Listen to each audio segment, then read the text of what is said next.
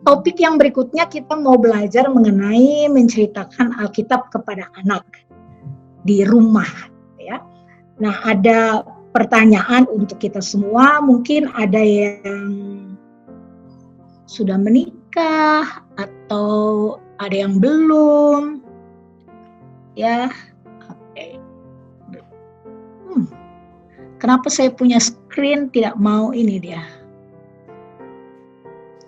New share, apa ini new share? Tunggu ya. Ini dulu kali ya. Coba. Oke. Tadi saya punya PowerPoint, dia nggak mau ini ya, nggak mau pindah. Apa yang salah dengan diriku? Screen tuh. Atau mesti mulai baru kah? Coba lihat dulu. Kak Ivon bisa ke PowerPoint-nya. Ya? Kak Ivon bisa ke PowerPoint-nya, kemudian ini ya? Ya, dari PowerPoint, ini bukan? Dari Zoom-nya. Ini? Betul. Diklik aja Kak, dari PowerPoint-nya, bukan dari Zoom. Dari PowerPoint-nya toh? Betul. Tinggal diklik ke bawah. Iya, coba ya, saya cek. Oh ya, sudah bisa. Iya, Kak. Oke. Iya. Saya mau bertanya untuk kita semua nih ya, para peserta. Waktu kita masih kecil, biasanya kita dengar cerita Alkitab dari guru sekolah minggu atau dari orang tua kita. Kalau saya sih kebanyakan dengarnya dari guru sekolah minggu. Mungkin kebanyakan juga begitu ya. Terus pertanyaan nih sekarang dibalik nih ya. Sekarang anak-anak kita dengar cerita Alkitab dari kita sebagai orang tuanya atau dari guru sekolah minggunya? Nah, kalau lihat pertanyaan-pertanyaan tadi tuh kayaknya dengarnya dari guru sekolah minggunya karena orang tuanya males untuk ceritain, benar ya? Nah, padahal tadi Ibu Elizabeth sudah terangkan bahwa tugas pendidikan Kristen itu sebenarnya tugas orang tua ya. Jadi cerita-cerita atau kisah-kisah itu dalam Alkitab itu sebenarnya menjadi tanggung jawab orang tua untuk menceritakan kepada anak-anak di rumah. Ataupun ketika mereka sedang melakukan perjalanan atau di mana saja. Ya, itu kan yang Tuhan perintahkan gitu ya. Nah, kalau kita perhatikan khususnya dalam 2 Timotius 1 ayat 5, saya mau baca untuk kita ya ayat ini. Bagaimana ini Oma ya, Oma Lois dengan Mama Eunike, dia itu menjadi orang dewasa yang benar-benar mendidik anak dalam rumah. Menjalankan apa yang Tuhan perintahkan. Dalam 2 Timotius 1 ayat 5 di situ dikatakan begini. Sebab aku teringat akan imanmu yang tulus ikhlas, yaitu iman yang pertama-tama hidup di dalam nenekmu Lois dan di dalam ibumu Eunike, dan yang aku yakin hidup juga di dalam dirimu. Lalu pasal 3 ayat 15 dan 16, ingatlah juga bahwa dari kecil engkau sudah mengenal kitab suci yang dapat memberi hikmat kepadamu dan menuntut engkau kepada keselamatan oleh iman kepada Kristus Yesus. Segala tulisan yang diilhamkan Allah memang bermanfaat untuk mengajar, untuk menyatakan kesalahan, untuk memperbaiki kelakuan, dan untuk mendidik orang dalam kebenaran. Jadi kalau kita melihat contoh keluarga ini ya, sebenarnya Timotius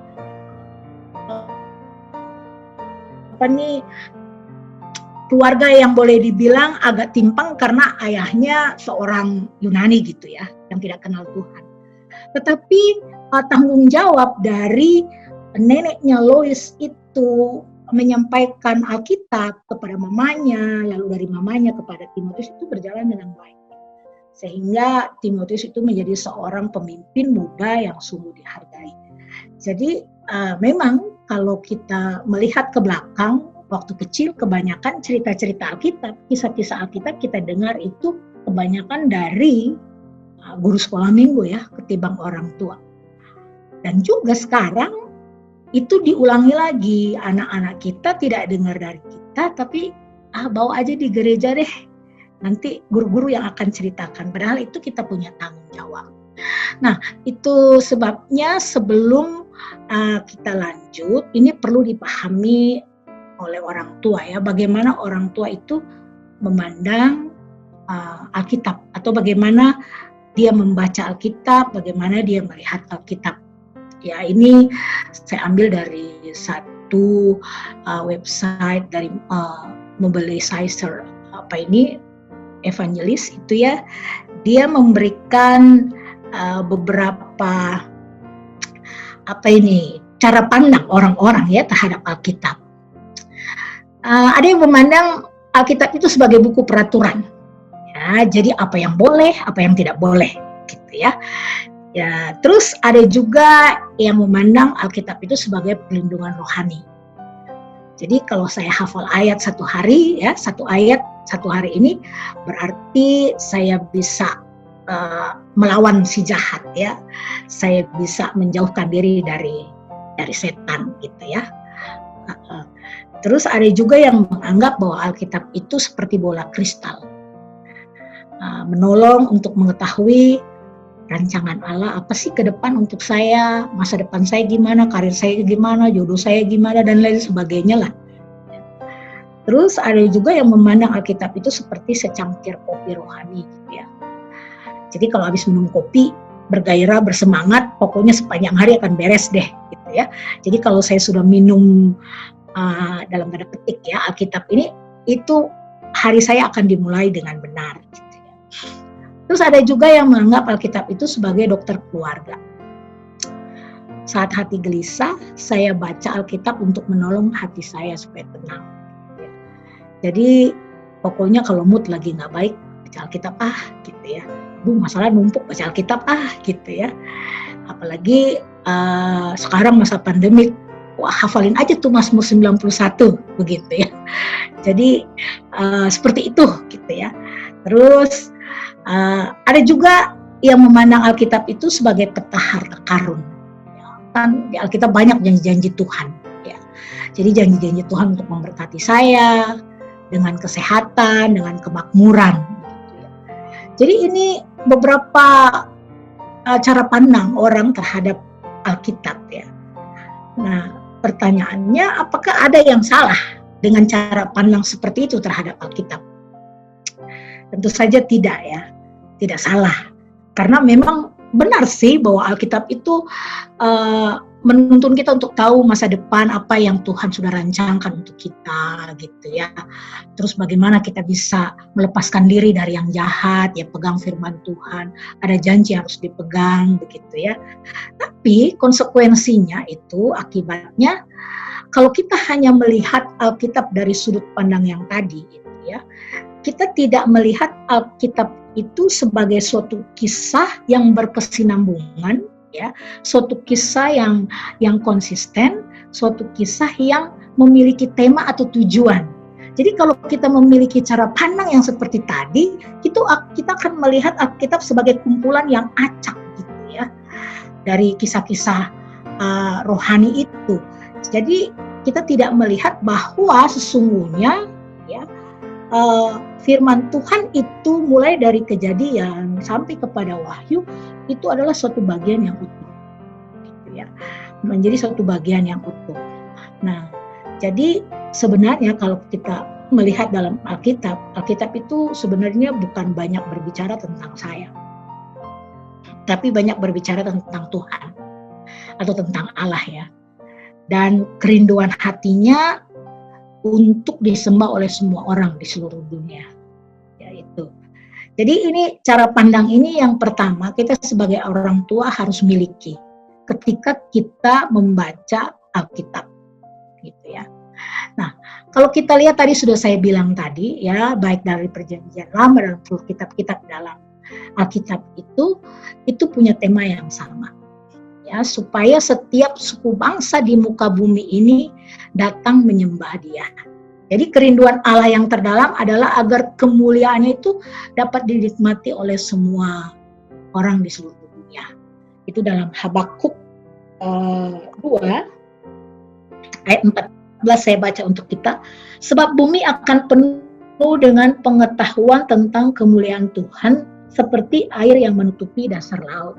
Jadi semua ciptaan Tuhan menciptakan alam semesta untuk kemuliaannya. Tuhan menciptakan saya untuk kemuliaannya. Jadi ini misi Tuhan, ya, supaya semua suku bangsa itu mereka dapat menyembah kepada Tuhan. Ya. Jadi dengan kata lain, karena kita manusia yang berdosa, kita tidak bisa datang menyembah kepada Tuhan. Tuhan sendiri yang memberikan jalan keluar.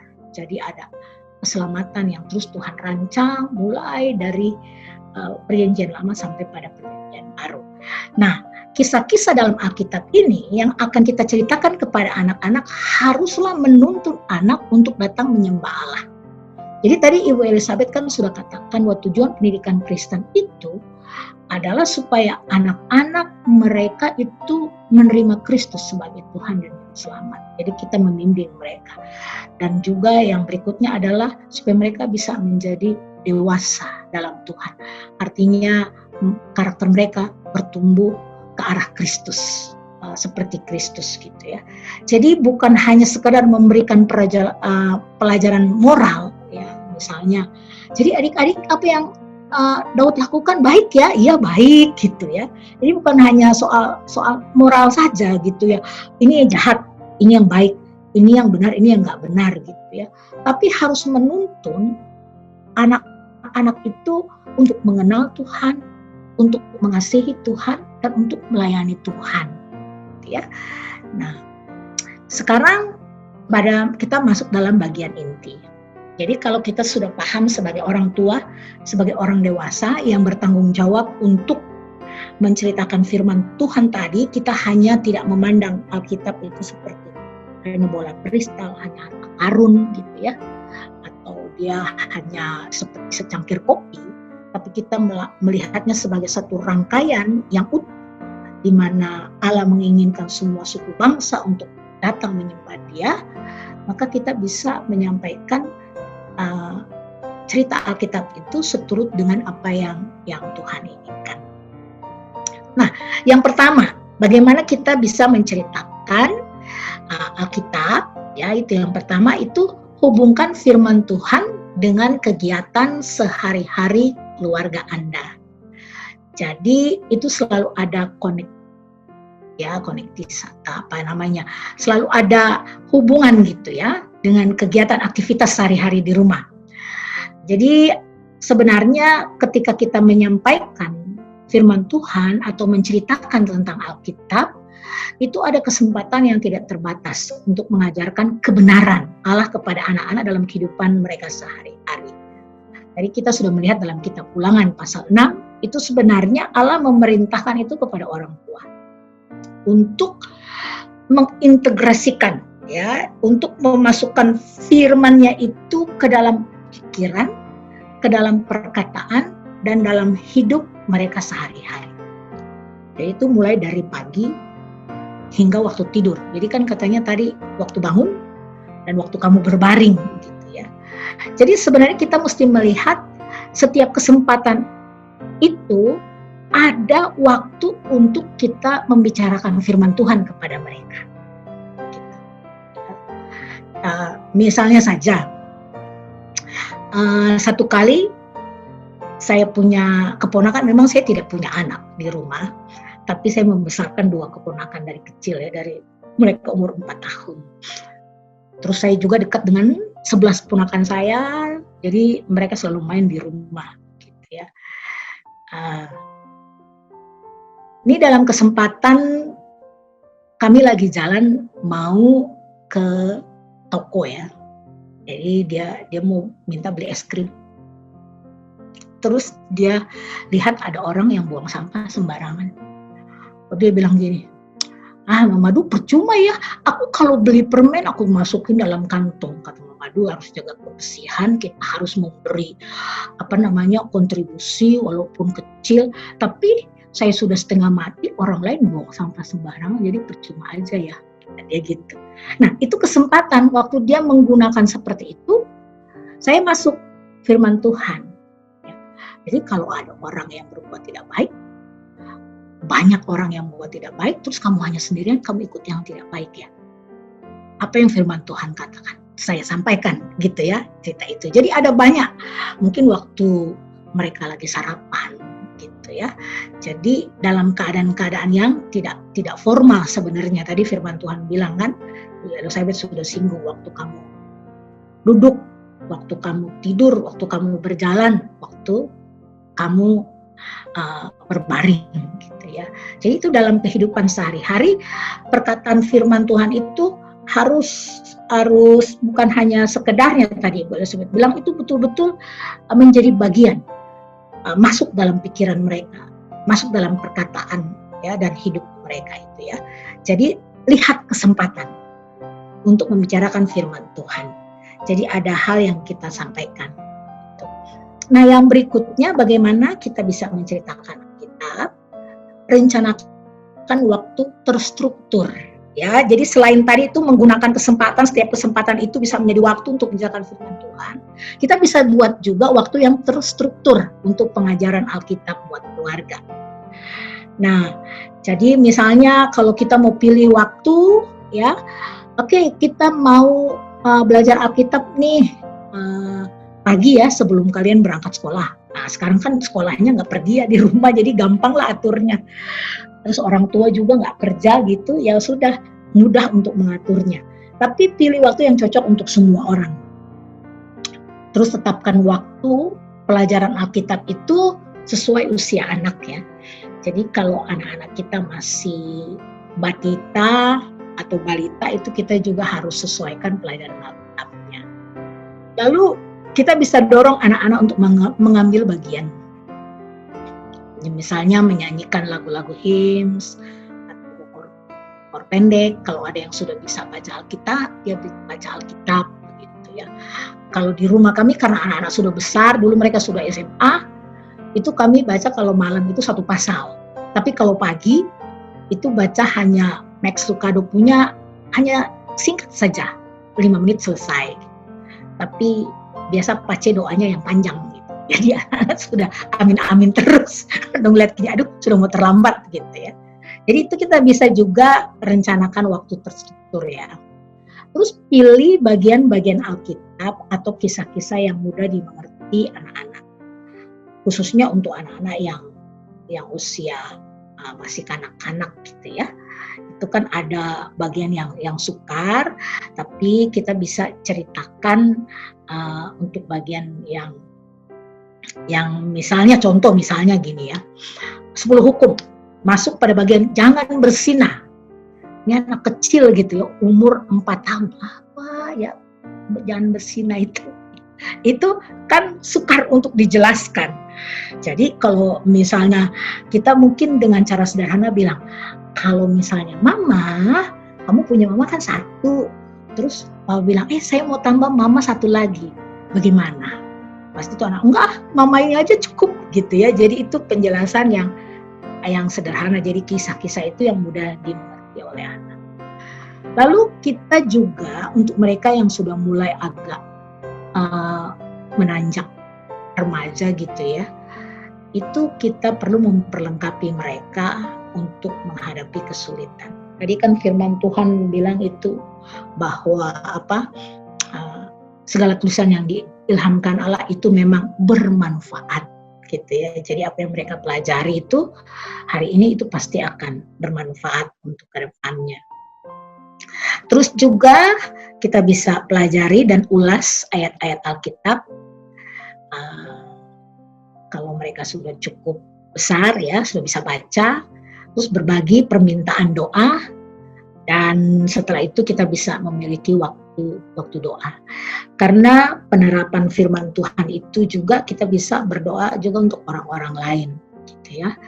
Jadi ini cara menceritakan Alkitab. Nah, yang berikutnya, variasikan waktu ibadah Anda. Jadi kalau misalnya pagi aja ya nggak apa-apa. Tapi kalau sekarang kan bisa fleksibel karena di rumah aja gitu ya. Kita agak siang-siang dikit kah gitu, atau agak sore-sore ya boleh aja. Hanya yang perlu dipastikan itu waktunya ya singkat saja ya. Jadi kadang ada yang tidak bisa bertahan lama. Kalau anak-anak kecil kan memang dia punya daya konsentrasi paling 10 menit gitu ya paling lama.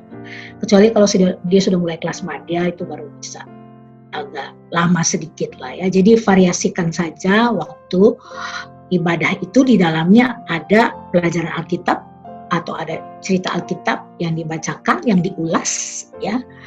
Terus setelah itu kita bisa doa untuk bersama gitu ya. Nah, yang berikutnya lagi, gunakan tempat-tempat berbeda. Ini tadi sudah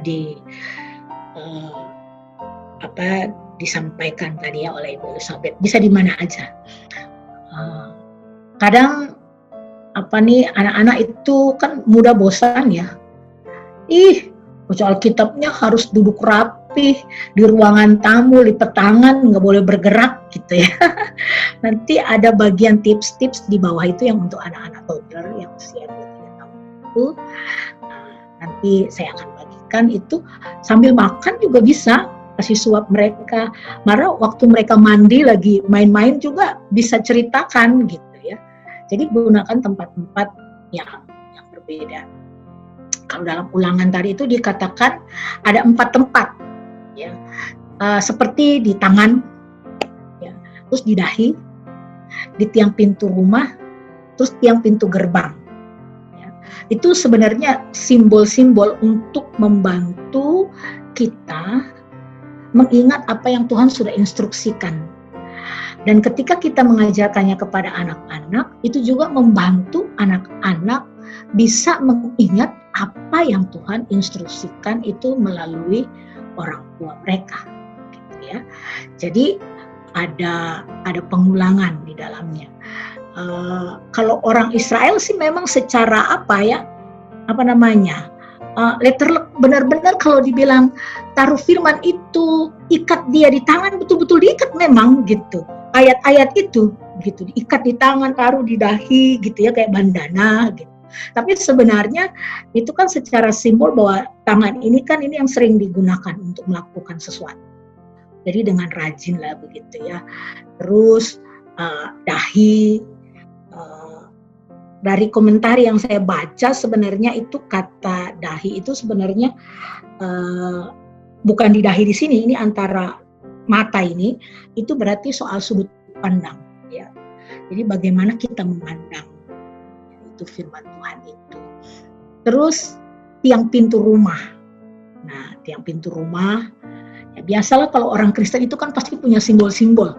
Orang bisa tahu masuk rumah orang ini Kristen apa bukan, pasti lihat ada salibnya enggak gitu ya. Terus nanti pasti ada ayat-ayat lah yang digantung-gantung gitu.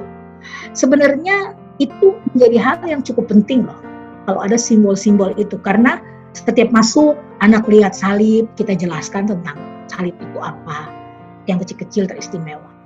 Terus ayat itu mau nggak mau mereka lewat, mereka lihat-lihat terus gitu ya. Kan itu bisa terus diingat. Tapi jangan cuma hanya sebatas pada simbol, tapi kita menceritakannya. Gitu ya. Jadi dalam tempat-tempat yang berbeda. Nah, satu kali saya ada letakkan flashcard Evangelism Explosion itu yang bergambar, terus karena itu baru produksi, terus itu saya baru bawa dari Amerika, jadi tulisannya bahasa Inggris dan sedikit aja kalimatnya. Nah, keponakan saya tinggal dengan saya umur 6 tahun, dia masuk di kamar, saya taruh di tempat tidur, lalu dia lihat gambar-gambar itu, baru dia panggil saya. Lalu aku tidak mengerti ini gambar apa gitu ya. Terus ini bahasa apa ya? Bahasa Inggris ya? Iya, bahasa Inggris. Nah, itu satu kesempatan untuk saya gitu ya. Wah, ini pas sudah. Jadi saya jelaskan gambar itu di tempat tidur.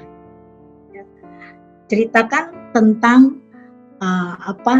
keselamatan dalam Tuhan Yesus. Dan hari itu dia menerima Kristus sebagai Tuhan dan Juru Selamat secara pribadi. Itu satu kesempatan yang luar biasa gitu untuk saya. Nah, ada satu lagi saya putar video tentang Yesus. Ya, sebenarnya saya putar itu untuk saya punya karyawan yang Muslim. Nah, semua karyawan yang Muslim ini lihat, termasuk saya punya keponakan yang umur 4 tahun. Di tengah Yesus, waktu Yesus itu disalibkan, dia menangis. Masuk di kamar, saya kejar. Saya bilang, Devano, kenapa kamu menangis? Lalu dia bilang, kasihan ya Tuhan Yesus, dia baik sekali. Baru orang bunuh dia, caci dia. Jadi jahat sekali mereka. Kesempatanlah saya bicara dengan dia. Kenapa mereka berbuat itu? Mengapa Yesus mau menanggung? Umur 4 tahun, tapi ya dengan bahasa yang sederhana. Terus akhirnya dia sendiri bilang, berarti saya juga berdosa ya, gitu. Nah itu kita gunakan tempat-tempat yang berbeda, ya. Jadi kalau ada simbol-simbol yang bisa kita pajang-pajanglah dan kita jelaskan, ya. Terus dikatakan di situ selain di tiang pintu rumah kita, itu kan masih dalam rumah ya, dan tiang pintu gerbang, gitu ya. Jadi itu sudah mulai keluar. Tadinya ada di zona aman di rumah yang tempat kasih sayang, tempat kedamaian, walaupun banyak juga anak yang tidak punya tempat di rumah, tapi juga ke tiang pintu rumah, pintu gerbang. Biasanya itu kalau zaman Israel pintu-pintu gerbang itu tempat tua-tua Israel duduk ya berdiskusi, lalu memberikan keputusan gitu ya. Solusinya apa nih? Jadi kalau kita menceritakan Alkitab itu, anak-anak kita itu nanti mereka bisa mengambil tadinya mereka ada di dalam rumah, mereka sudah belajar, mereka mengerti. Jadi waktu keluar rumah itu kita tidak khawatir, ya. Tadi Ibu Elizabeth bilang dalam Amsal itu ya 6 ayat 22 yang dibilang, kalau dari kecil kita sudah mengajarkan kepada masa tuanya dia tidak akan menyimpang. Jadi kalaupun dia sudah agak jauh ke sana, dia sudah bisa ambil keputusan mana yang firman Tuhan katakan gitu ya, di pintu gerbang. Jadi ini tempat-tempat yang berbeda kita bisa menceritakan Alkitab kepada mereka ya, dan dengan simbol-simbol itu membantu mereka bisa mengerti apa sih sebenarnya yang Allah mau sampaikan. Nah, simbol ini juga bisa membantu untuk kita tetap fokus ya. Nah, tetapi penekanan dari ayat Ulangan ini sebenarnya adalah bahwa nilai kerajaan Allah, memang simbol itu penting, tapi yang sangat penting itu adalah intinya itu, ya, bahwa nilai kerajaan Allah itu harus ditorehkan, tahu ditoreh ya? Jadi kalau ditoreh itu orang kasih begini sampai kayak luka gitu, tertanam betul, ya, dengan kuat dan kokoh dalam pikiran, ya, terus dalam kehendak dan perilaku perbuatan mereka. Jadi itu yang memang harus ditorehkan dalam diri anak. Jadi dari simbol-simbol itu mereka bisa fokus, kita juga bisa mudah untuk menjelaskan, tapi nilai kerajaan Allah itu yang penting untuk kita jelaskan. Nah, yang berikutnya juga, ketika simbol-simbol itu kita letakkan, itu harus menunjukkan kehadiran Tuhan. Jadi jangan hanya asal pajang aja supaya rumah cantik, supaya rumah indah gitu ya. Enggak. Tapi apa sih ini makna ini gitu ya. Kadang saya taruh satu benda yang sangat berkesan untuk saya. Terus kebanyakan tanya, aduh ini apa sih? Saya jelaskan, ini waktu Amadou hilang gitu ya. Jadi ceritalah kisah. Maka dengar bagaimana Tuhan menolong. Ini waktu ini. Jadi itu kita melihat bahwa sebenarnya anak-anak kita dibentuk oleh lingkungan tempat mereka tinggal. Ya. Baik yang tampak, ya, waktu mereka melihat itu, maupun yang mereka alami sendiri. Jadi mereka lihat nyata, mereka melihat dari simbol, mereka melihat dari orang-orang dewasa yang ada di sekitar, tapi juga mereka mengalaminya. Jadi itu anak-anak dibentuk seperti itu. Tadi Ibu Elizabeth sudah mengutip dari Dorothy, bahwa anak-anak itu belajar dari apa yang mereka hidupi ya, kehidupan mereka.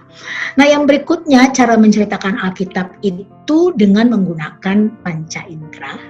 Ya. Terus 5 panca indera ini khususnya untuk anak-anak yang masih kecil, lalu dengan pengulangan, berulang, dan dengan contoh, model. Kalau dengan panca indera itu kan mereka bisa mendengar, ya waktu kita baca cerita mereka bisa melihat, kalau kita ada visual alat peraga misalnya, ya, terus mereka bisa merasakan, ya, oh seperti begini, ya, lalu mereka juga bisa menciumnya, ya, merabanya. Jadi panca indera itu dengan menggunakan panca indera mereka lebih mudah untuk memahami dan mengingatnya itu cukup lama. Lalu dengan berulang, ya, berulang, terus orang tanya sampai kapan? Firman Tuhan bilang diulang-ulang gitu. Maksudnya sebenarnya kata tadi firman Tuhan itu, ya, kamu harus menceritakan kepada anak-anakmu berulang-ulang. Berulang-ulang itu artinya dengan rajin. Nah, itu tadi pertanyaan bilang, aduh bagaimana ya memotivasi orang tua? Nah, memang tadi boleh saya bilang itu tugas gereja. Kalau orang tua lalai, tugas gereja yang harus melengkapi orang tua, karena mereka nggak tahu gitu bagaimana buat. Jadi ini berulang terus dengan contoh. Nah, jadi kalau kita mengajarkan kepada anak, itu kita harus hidupi juga. Nah, Musa mengajar orang Israel untuk mengajar anak-anak mereka bagaimana mengasihi dan menaati Allah dengan menggunakan cara-cara itu tadi, dengan panca indera, ya, dengan berulang dan dengan contoh, dengan model, ya. Misalnya kan banyak ya dia pakai misalnya apa itu yang mereka dipagut ular terus mati, dia ada simbol ular gitu ya, yang sekarang kan itu simbol kimia farma gitu ya, obat gitu menyembuhkan, untuk lihat di situ. Dan masih banyak simbol lain lagi, misalnya mereka harus menyeberangi sungai Yordan.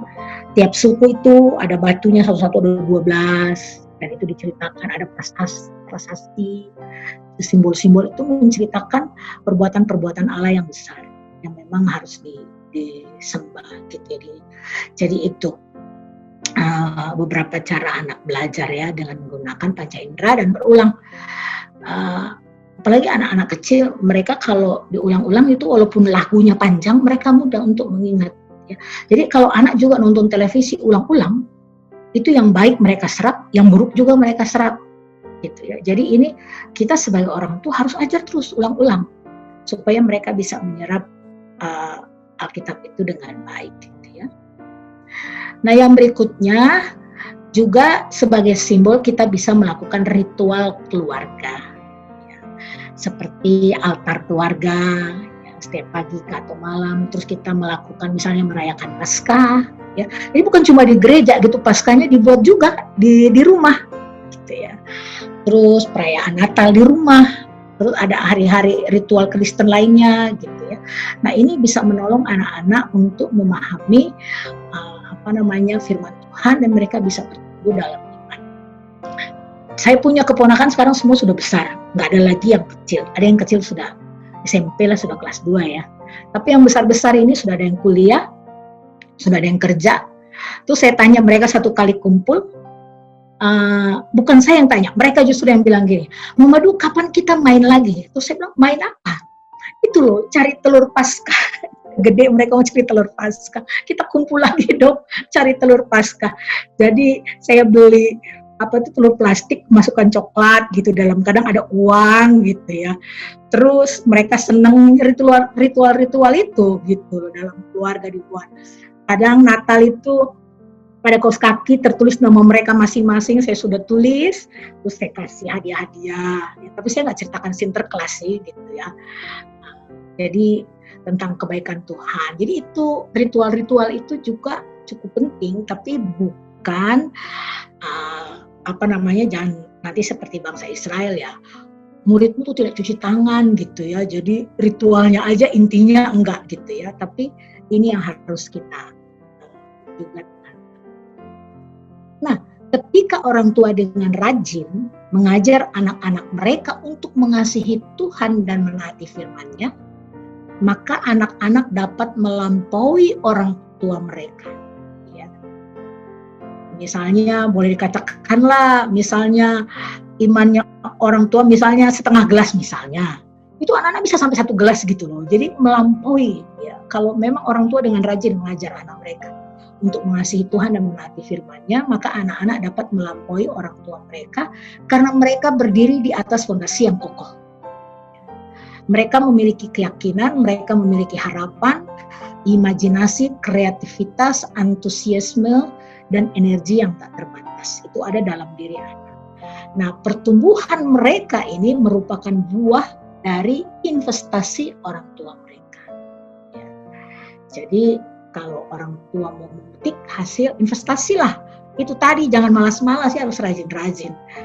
Jadi nanti, ya orang tua memang harus diberi penyadaran begini, bahwa ini alangkah berbahagianya melihat anak bertumbuh dari hasil investasi orang tua itu ya, mereka berbuah gitu. Oke. Nah, ini tips cerita untuk usia anak 2-3 tahun yang toddlers ya, umur 3 tahun ke bawah lah yang batita ya. Buatlah dengan rutin, maksudnya waktunya. Saat sarapan kah gitu ya, misalnya mereka pakai apa namanya itu, kursi yang mereka duduk itu, ya saya lupa namanya, yang mereka bisa putar-putar, itu bisa cerita sambil mereka satu suap, ada gambar, kita cerita. Itu waktu mereka mandi ya, sambil mereka berendam, kan senang anak umur 2-3 tahun itu di bak mandi ya lama-lama, tapi jangan kelamaan nanti masuk angin. Jadi kita juga bisa cerita gitu ya. Nah, terus yang kedua, pilihlah Alkitab versi anak yang baik. Kan sekarang ada tuh Alkitab untuk anak ya, versi anak. Ada juga Alkitab yang perjanjian baru saja dengan cerita. Terus bisa juga aplikasi ya. Saya tertarik tuh dengan siapa ya yang Bob kirim itu, ada 2 anak yang mereka di Bible aplikasi itu mereka berikan feedback gitu ya. Ini kisah Nuh, kalau di Alkitab kan dijelaskan tuh berapa hasta panjangnya, lebarnya. Kalau di sini enggak, dibilang pokoknya buat yang besar gitu. Nah, itu kan itu untuk anak-anak yang sudah bisa baca, bisa mengerti, itu mereka bisa memahami. Tapi kalau untuk anak yang masih toddler begini tidak apa-apa, hanya bilang aja bahtera yang besar. Kan mereka tidak ngerti itu berapa meter, berapa senti itu, segitu. Pilihlah versi Alkitab anak yang baik, ada banyak. Kalau bahasa Inggris banyak sekali versi Alkitabnya. Saya nggak tahu kalau di Indonesia, yang saya tahu waktu itu hanya ada yang punya, terus ada Kalam Hidup tuh yang tebel gitu, itu yang saya dulu pakai, cerita itu diulang-ulang. Terus bacalah kisah dengan agak drama-drama sedikit gitu ya, maksudnya gini, jadi kalau misalnya itu ceritanya memang gembira gitu ya, wah Naaman disembuhkan misalnya gitu, itu ekspresif gitu ya. Atau bisa juga kisahnya itu dengan musik gitu ya, dengan nyanyian. Itu anak-anak kecil mereka senang, mudah untuk bisa memahaminya ya. Terus bacalah kisah Alkitab yang sama secara berturut-turut. Nah, anak-anak usia begini mereka itu senang pengulangan. Cerita yang sama itu terus diulangi, mereka nggak bosan, tapi yang bosan kita orang dewasa ya. Satu kali waktu saya masih di Jakarta, terus kuliah di Jakarta, tapi di FTKJ ya, sekarang STTJ Free Jakarta, cuman nggak selesaikan ya karena itulah banyak pergi-pergi. Lalu saya nginep di tempat teman yang memang sudah dari kecil, dari sekolah minggu kami akrab sampai dia punya anak. Ya. Anaknya umur 3 tahun, terus tidur dengan saya. Dan dia bawa buku cerita tentang Yunus di perut ikan. Selama 2 minggu saya cerita itu terus sampai bosan, tapi saya ceritakan terus. Ya. Lalu sampai pada sesi Yunus masuk di perut ikan, lalu dia bilang begini, Aju, gitu ya, dia orang Batak, dia bilang inang baju, Aju, waktu Yunus di perut ikan, dia kan berdoa ya, iya, lalu dia ambil lilin, kan di perut ikan gelap, terus saya bilang, aduh, gitu ya. Tapi itu kan memang tadi anak tuh perlu dengan imajinasi, tidak apa-apa, dia terusin aja, tuh. Biar sudah seminggu kisah yang sama diulangi, dia nggak bosan gitu. Jadi ada hal-hal yang memang itu yang mereka perlu jelaskan dan itu terus diingat. Nah, kalau bisa ambil waktu untuk berdiskusi, tapi bukan berdiskusi berat ya kalau dengan anak-anak ini. Kita punya pertanyaan yang mudah, terus mereka juga jawabannya hanya ya dan tidak. Yunus masuk di perut ikan, itu karena Yunus tidak taat ya sama Tuhan, tidak mau dengar. Iya, gitu. Jangan kita minta jelaskan. Kamu bisa nggak jelaskan kenapa Yunus masuk di perut ikan? Nah, ya kalau ada anak-anak yang cerdas lah ya, mereka mungkin bisa jelaskan. Tapi ada bisa loh diskusi dengan anak. Ya. Terus tambahkan benda-benda untuk diperagakan. Ya, kalau bisa bikin perahu-perahuan, bisa bikin ikan-ikan yang besar, nah itu sebagai alat peraga itu bagus, gitu ya. Mereka mudah untuk mengerti. Lalu letakkan ayat-ayat di mana anak Anda lebih sering berada. Misalnya box tempat tidur mereka, ada ayat di sampingnya. Ya, ayat pendek, mungkin dengan 1-2 kata saja atau banyak dengan gambarnya. Dia tiap hari akan lihat itu. Tiap hari akan lihat itu, gitu. Atau di mana saja. Dia biasa main di mana, letakkan gitu ya. Jadi itu tips cerita ini untuk anak usia 2 atau 3 tahun seperti itu ya. Jadi mungkin ini kah? Saya masih punya waktu lagi nggak ya? Saya cepat aja. Nah, tadi sudah waktu awal itu sebenarnya Alkitab itu dia satu paket ya, dari perjanjian lama sampai perjanjian baru. Itu adalah kerinduan hati Allah supaya semua orang datang kepadanya, ya, supaya bumi ini penuh dengan kemuliaannya. Artinya apa? Kita mengajar anak-anak kita supaya mereka juga bisa menceritakan tentang Tuhan kepada orang lain. Ya. Jadi kita bisa menceritakan tentang misi kepada anak-anak. Ya. Misalnya memperkenalkan keluarga tentang ini ya, unreached people group, orang-orang yang belum terjangkau.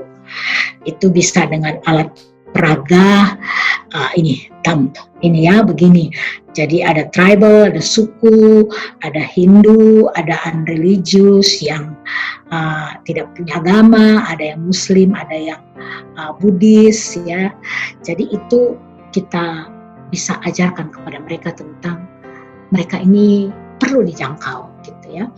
Terus kita bisa ceritakan di mana saja mereka tinggal, terus apa kepercayaan mereka, apa yang mereka percayai, ya. Terus kita bisa juga ambil mungkin clipping koran kah, atau majalah kah, atau kisah-kisah tentang anak yang berasal dari ini tadi, mungkin yang Hindu kah, atau apa, itu kita bisa ceritakan supaya anak-anak bisa dengar, gitu ya. Mereka bisa memahami siapa mereka itu.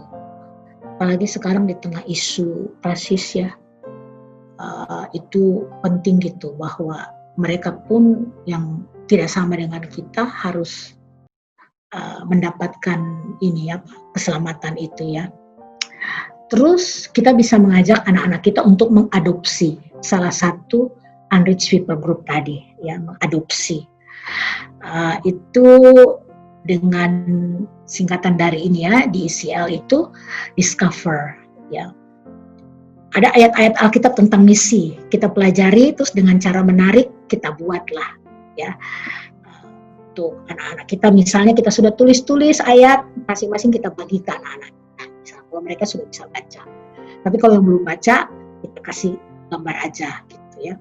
Terus kita bisa adopsi mereka itu dengan mengeksplor, bisa menjadi pendoa syafaat gitu ya. Minta anak berdoa misalnya, yang kita tahu misalnya umat Hindu yang ada di mana, di Bali kah, di India kah gitu, atau di suku mana, itu kita doakan.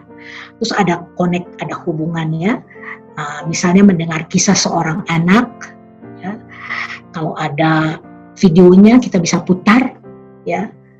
Terus dari kisah itu kita bisa menjiwainya dengan, oh anak ini dia butuh Alkitab. Ada banyak anak-anak yang misalnya di Cina ada anak-anak yang membutuhkan Alkitab setelah mereka percaya Kristus. Dan justru anak-anak yang menolong untuk memberikan gitu. Jadi ini kisah-kisah ini itu bisa membuat jiwa anak-anak kita itu